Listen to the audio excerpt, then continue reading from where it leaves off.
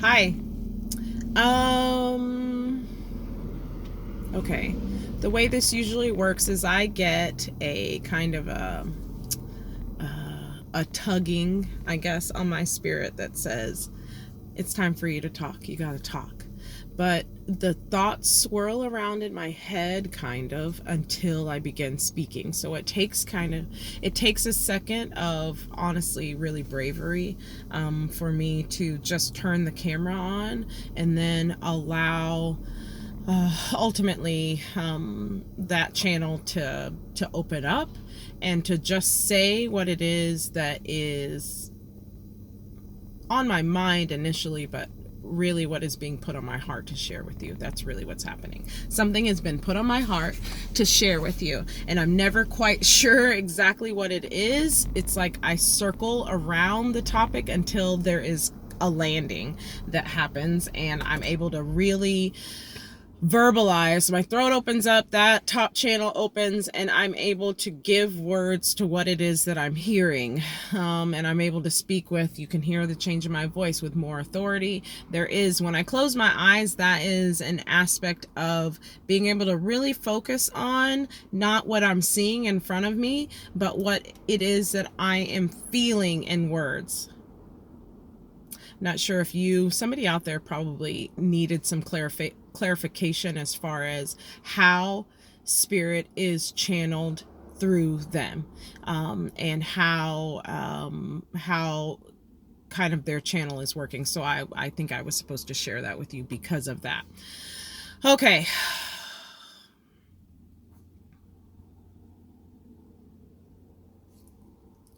What I'm feeling is that this is more or less the last layer of what's being shown to me, is like the earth is opening up. You can just take it for what it is. The earth is opening up. There is a crack, there is a fissure that is opening up as we continue to peel back the layers. So these layers are really the earth opening up, and that crust being pulled back is a metaphor for what's happening in our hearts, right? We're peeling back these layers to reveal the truth of where it is that we live. You can take that as above, so below. So here on this, in this earthly plane, and also in the spiritual plane, the veil is becoming thin, but also simultaneously on all three levels, in the spiritual realm, on the earthly realm, and then taking it all the way inside, that our heart level is being opened up to. And what we are seeing is that we are coming to being confronted by awareness of our own behavior. We've known that for a time. We've known that this is the process, but what's really happening is we are seeing these things and the way that our choices have affected, even though we didn't know that we were making these choices, right? We thought that there was healing happening, and there was healing happening. But what's really, like, we are at that level where all of the extra, everything on top must go. It has to go. It has to go.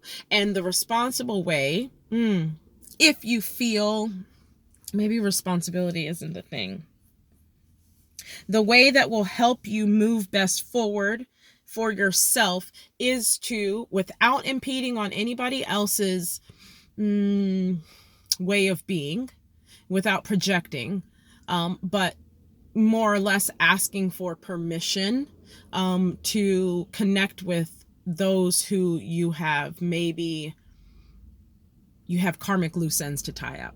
Okay, so that's what's happening. But what's really important is that you do not allow your own healing to impede on the healing of somebody else.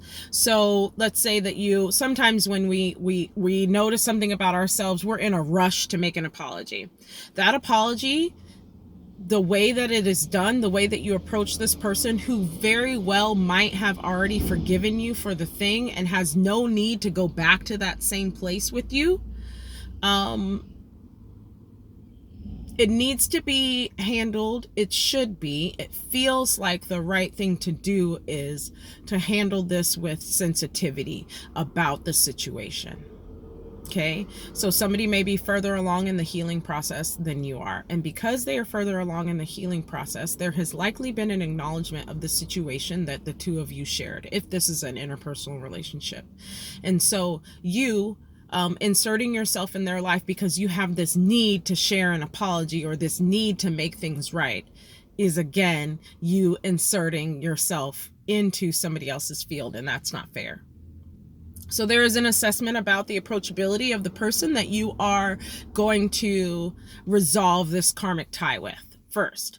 Second, it feels like if there is receptivity there is so much there, the opportunity for healing and connection, which is ultimately what we're all seeking, even though we don't know it. It's connection.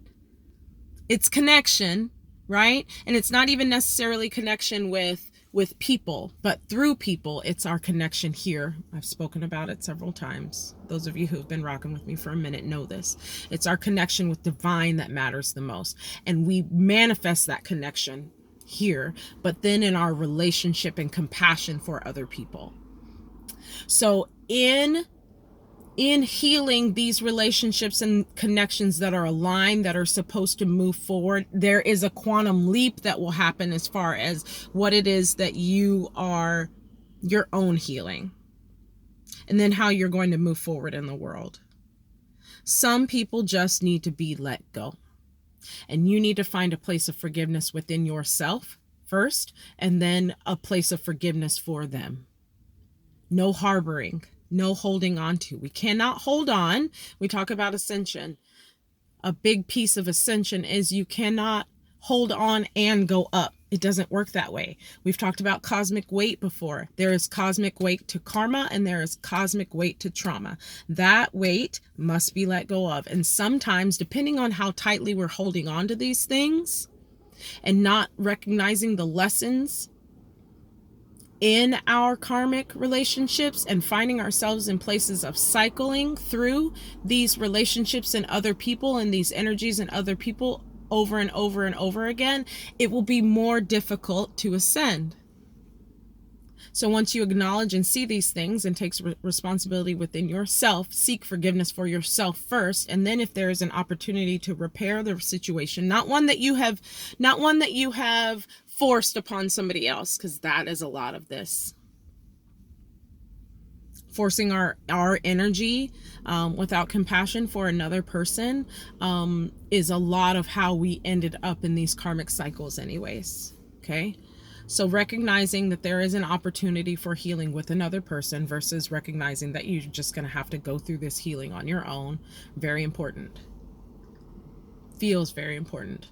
I don't want to come from a place where I am doing any more than just sharing with you what it is that I am experiencing, seeing, feeling in my own life, and understanding that because of the interconnectedness within us all, that it is likely, very, very likely that it is something that you are experiencing too. And I hope to shed light on and make sense of, help you make sense of what it is that you're experiencing in your own life. That's all this is. And helping you to regain that connection, because this is available for everybody. And there is no real, you don't have to, I posted something on my Instagram, which I had shut down for the most part, because I want it to be very focused and aligned in what it is that, who I am here in this body, this soul in this body manifest here on this earth right now. And I felt like that was a misrepresentation of who I am.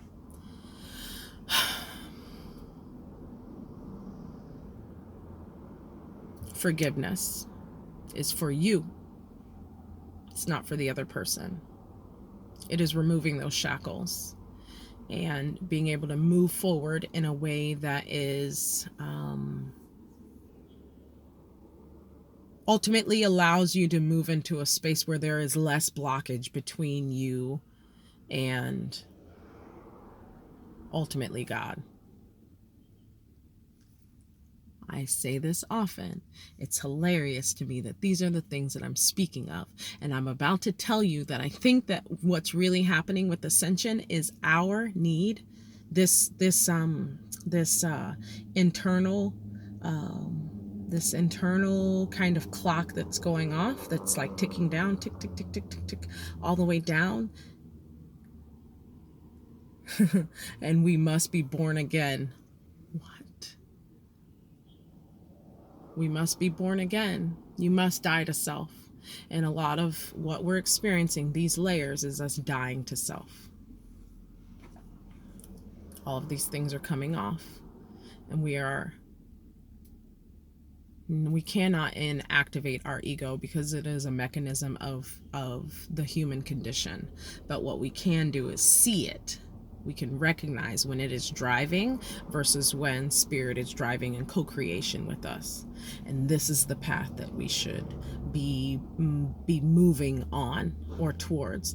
And in being born again, we're dying to self over here and being born again over here. Ultimately, to work to make this place better, to really understand what it is like to be an aspect of God living here on earth. Why that is? There's a lot of reasons why that is. And it is not pointless. There's a real reason. So God could see itself in us, perpetuated through our connection, and watch itself as it exploded into the cosmos, right? And gave life. And then ultimately to watch itself come back together through us as we put the pieces together, literally putting ourselves together, coming back in connection through the collective. These are really, really big thoughts. These are really, really big feelings that you're having. Honor them. Take the time that it takes to sit back and allow them to come through you. Ultimately, if you take this time, because nothing else outside of this really matters, really doesn't. We give self-importance. We give importance to the things that don't matter. This process that we are going through, this rebirth, is going to happen whether we want to or not. But we get a choice about how easy it is in letting go. The baby gonna slide right out. The baby gonna slide right out as a butterfly flew across the front of my screen. Okay, so let go and slide. One of my favorite movies of all time, and I think that is some metaphor for exactly where we are right now, is Fight Club. This is Light Club. Okay, in Fight Club, he is going through, I mean, it's an existential nightmare. It is a direct depiction of what has been happening in my heart. This is the ultimate tower moment. And everything that I have been experiencing, everything that up until, I don't want to use, we're not going to talk about all of that right now.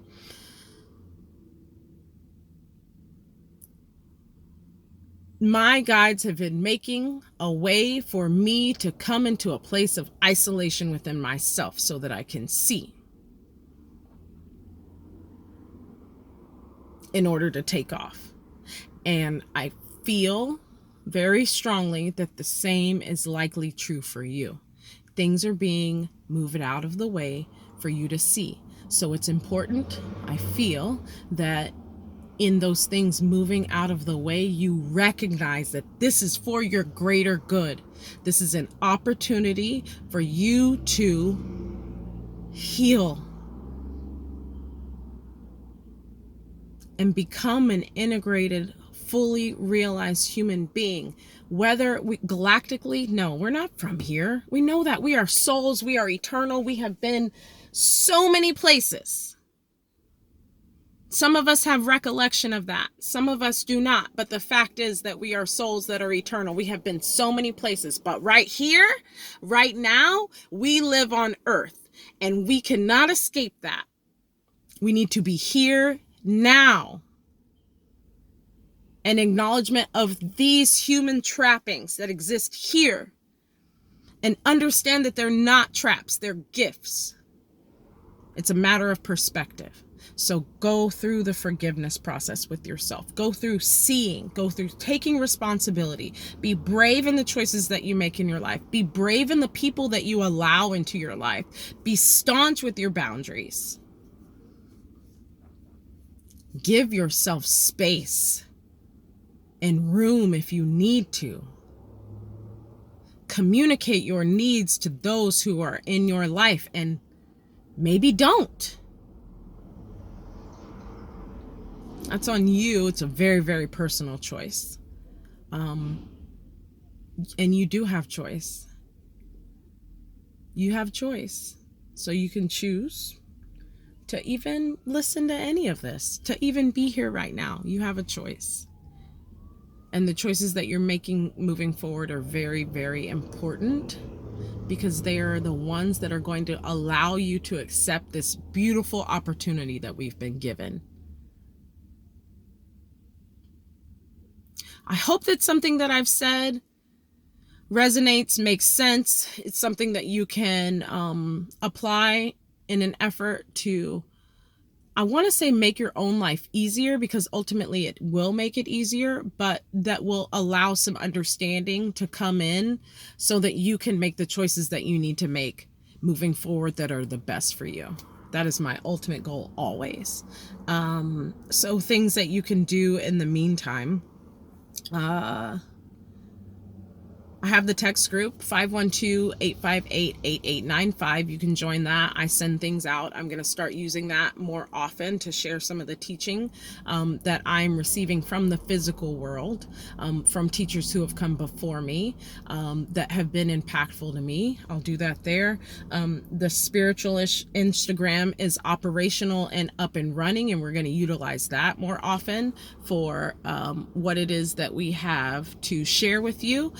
Moving forward, movement is always happening in Austin now at a couple of locations, and I'll drop them below in the comments. It's cringy. It's cringy for me to say like, share, subscribe, follow, blah, all of that. But apparently that is the way that things are done over here, and I'm fine with that.